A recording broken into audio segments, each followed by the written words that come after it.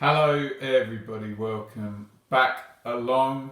Happy Sunday, happy bank holiday weekend to you all. I know everybody is waiting out until 7 p.m. tonight to hear what our lovely Prime Minister is going to say about the lockdown being extended. But in the meantime, here is an update from a football point of view.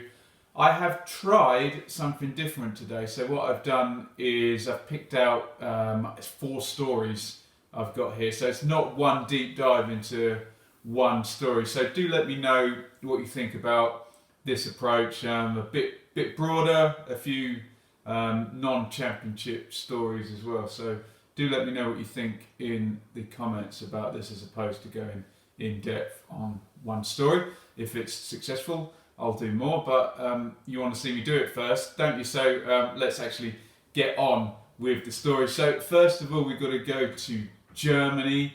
Germany is our kind of canary in the coal mine at the moment. Certainly from a Premier League point of view, everybody is looking at the Bundesliga, which is going to start this coming weekend, no doubt, to gargantuan TV ratings behind closed doors as well. I think we've got Mönchengladbach with cardboard cutouts in the stadium. Go and look that up, and you can pay €19 or something, I think, for one of those. But far from it being everybody good to go, Dynamo Dresden this morning have reported that they are going to have to isolate their entire staff for 14 days. Due to obviously an outbreak. I don't know how many people have got it there. Outbreak, obviously we're talking about coronavirus. It's strange how it's taken over the world and we're the virus now and it. But Dresden are bottom of Bundesliga 2 and claim to have made, quote, enormous efforts in terms of personnel and logistics in order to strictly implement all the prescribed, can't say that word, so medical and hygienic methods. So they say they've done everything they're supposed to and they've still had an outbreak there. As I say, everybody's watching Germany in terms of them as a barometer. One would assume that you have a temporary postponement of their games and they pick up later on. How does that weaken them? How does that weaken the teams that they're playing? Nobody's expecting this to be perfect, far from it, but this then immediately throws up potential issues that could happen as we move on in this country, particularly in the Premier League, and far be it from me to throw fuel on the fire, but your mind immediately goes to pick any of those teams in the relegation zone in the Premier League, goes to what happens if one of those teams comes back and at a vital point has to isolate. Obviously safety is the biggest issue, but you know what the conspiracy theorists are going to say if a team in trouble all of a sudden can't play. So very, very interesting. Obviously big worries for safety, but I'm just throwing out there exactly, we know what's going to happen if that happens in this country. Get your thoughts in the comments on how you would go about dealing with that if one team 1 week and then another team 1 week has to isolate. We know there's no perfect scenario, but in terms of the German example, you can see these things coming up. Back to England and just down the M1 to Watford, whose CEO Scott Duxbury had a nice pop at the Premier League yesterday. Everyone's having a pop at the Premier League at the moment. They really are the big kind of target for a lot of this, whilst no decisions have been made. And what definitely appears to be the case now, and I'm starting to implement this in the comments now, is that someone is going to be annoyed whatever happens going forward. Now, literally, whatever scenario, someone's going to be annoyed.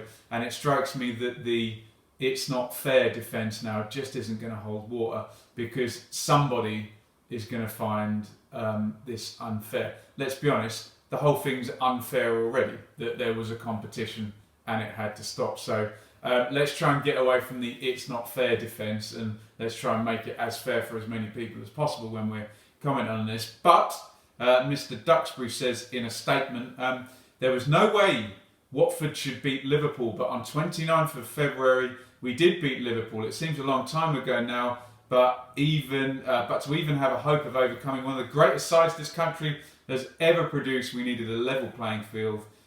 We needed to play at Vicarage Road in front of our own fans, with every single player mentally and physically in the best position we could get them. So what Mr. Duxbury has done there, which is a fairly standard debating mechanism, if they've taken the absolute extreme and used their argument around that. They've taken the one occasion this season when Liverpool lost, and that was at Watford, and said this is what home advantage gives to you. Clever kind of arguing mechanism. It helps make the point. I don't know Watford's home form. I'm sure you could pick out occasions where Watford have lost at home to, I don't know who the lowest ranked team Watford have lost to. I'm sure someone will tell me in the comments and say that debunks it. I don't know what Watford's home record is. Have they lost more home games than they've won? Therefore, tricky one. I get the ploy. Let's go on in his statement. Do the authorities seriously believe our clubs in their grounds cannot deliver a safe environment for 300 or so people involved in hosting a Premier League match? Because in the world of COVID-19, there is no such thing as an entirely safe environment wherever we play. Again, reasonable argument. We'll see what the Premier League come up with. Certainly the discussion has been neutral grounds so far. And look, if there's a way of doing it safely at the actual Premier League clubs with the travel and the stays and everything, then sure, go ahead and do it. It's just the argument is always going to be against Mr. Duxbury that if it's safer to do it in neutral venues, then surely we go for the safest place rather than a slightly more advantageous place to a particular club. I'm sure all clubs would happily stay at home, wouldn't they? Because straight away you're taking the travel out of it, aren't you? Which what are you going to do? Are you going to stick players on? Obviously, no flights will be able to be used. Do clubs have private planes? I'm sure some of them do, don't they? But look, I don't need to go into the logistics of it. Travelling is more dangerous than not travelling. I think we all understand that, don't we, at the moment? Critics will say my position is founded out of self-interest, and they would be absolutely right. I have a duty to protect my club and the people employed by it, some of whom have worked for Watford Football Club for more than 20 years and dedicated their life to do it. I actually applaud Mr. Duxbury for saying that. At least someone's come out now and said self-interest. Yeah, of course we're talking in terms of self-interest, and he's then obviously gone down the road of, well, what about my employees who have worked for more than 20 years? But good to hear someone actually say it. He goes on, when at least 6 clubs, and I suspect more, are concerned about the clear downside and the devastating effects of playing in this kind of distorted 9-game mini-league, then I believe the Premier League has a duty of care to address those concerns. This again comes back to this idea that 6 clubs were against neutral grounds, and he says possibly more, and then with some newspaper reports it's the bottom 6, and I don't think it actually is, but we're into the realms of speculation here. What do I think? Again, I'm going to go back to my position of whatever you come up with is not fair. It's again, I'll say the competition was stopped for a worldwide pandemic. You start from a position of it being not fair. So again, it's the least unfair thing that we can find that is the most safe. So yes, if you can provide us all with evidence, and it's not me you've got to provide the evidence, it's the players, isn't it?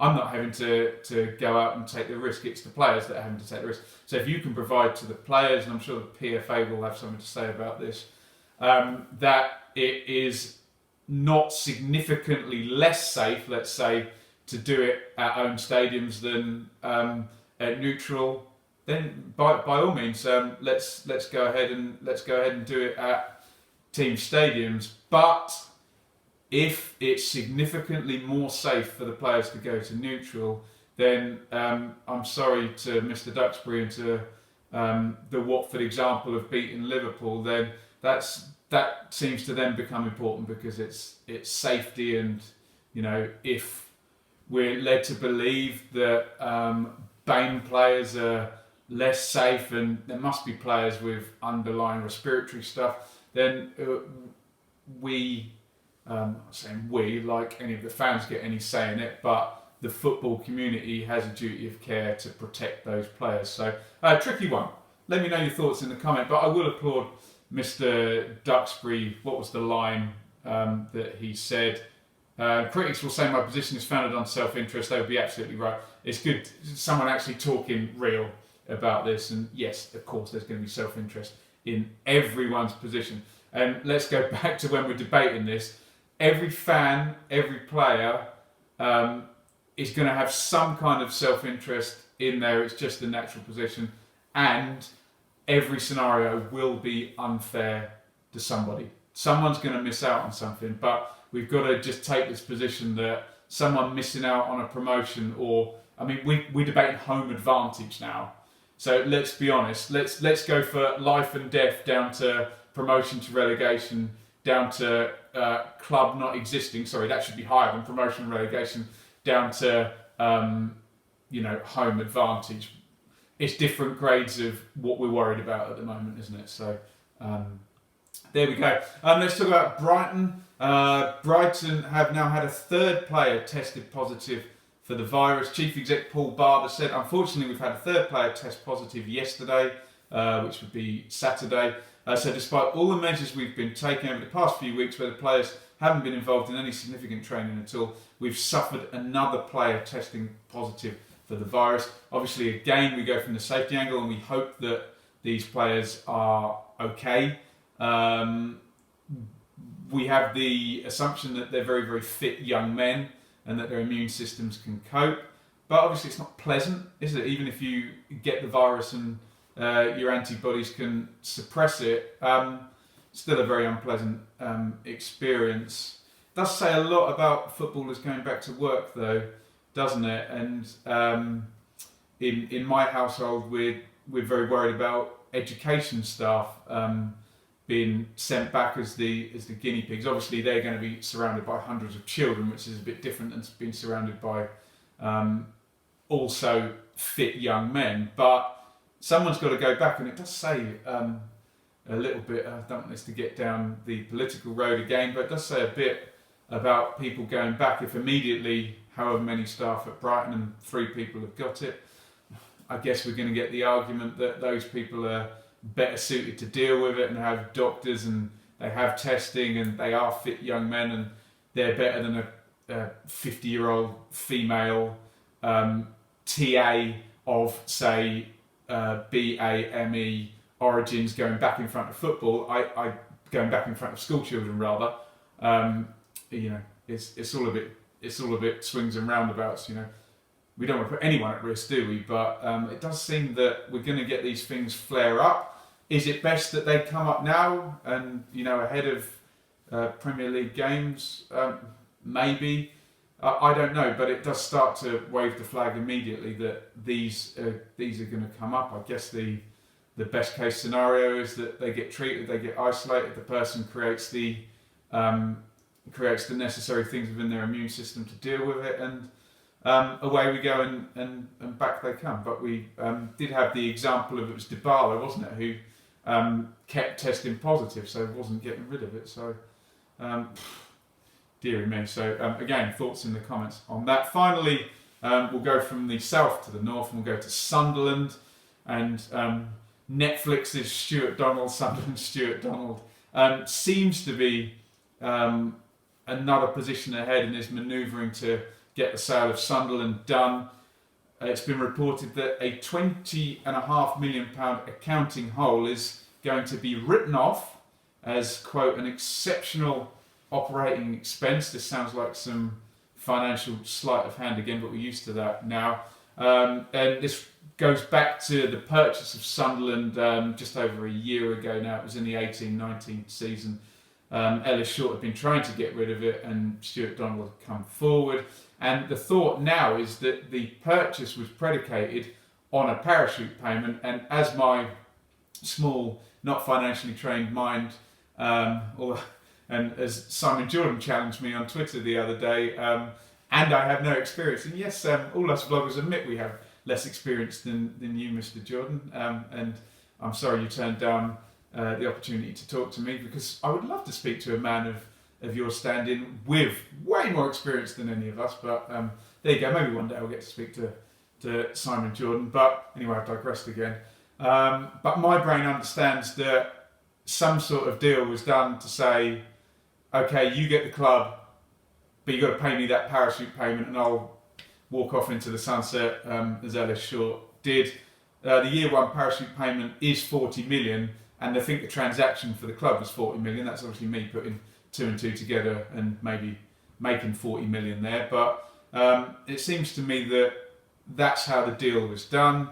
And that Stuart Donald has come up with some kind of agreement that doesn't have to go back to the shareholders in the club don't have to pay that over time, whether he's absorbing it or it's some kind of gift or what have you. But what that does do is now say to prospective new owners that no, you don't have to cover that 20 million quid, which obviously makes the purchase far more of a realistic and attractive option to another new owner for Sunderland. That would be 3 in sort of 4 years, wouldn't it? So never rains but it pours for those poor Sunderland fans. Again, I suppose I don't want to go on parachute payments. I've talked about them a lot recently, and I've done a whole separate video responding to the Premier League saying that there's no evidence they distort things. Well, if someone being able to buy an entire club based on one parachute payment isn't enough evidence about what they do to the landscape, then there you go. And I guess basically Sunderland's relegation was sealed on that deal, wasn't it? Because you take the parachute payment away from a Premier League club, and the whole point in the Premier League's little utopia on parachute payments is that now allows Sunderland to cover their losses on that cliff edge. Well, no, because an owner has taken it as payment for the club, which means you can't use it, which means fire sale, which means relegation, which means vast cost cutting. So there you go. I don't think we need that much more evidence and that much more ranting from me on parachute payments. There we go. Get your thoughts in on, it's probably a good thing in the end for Sunderland if they get a new owner, but as with owners, it's the horrible line of be careful what you wish for, isn't it? That as a fan, you want better for your club, and sometimes change means worse for your club. So we'll see what happens there. Get your thoughts in the comments. So yeah, get your thoughts in on all of those stories. Germany and Dresden and Watford and Scott Duxbury, Brighton and their third player testing positive, Sunderland and a possible new owner, and the usage of those parachute payments to leverage a buyout for a club. Goodness me. Big week coming up. We're expecting the vote from the League 1 and 2 clubs.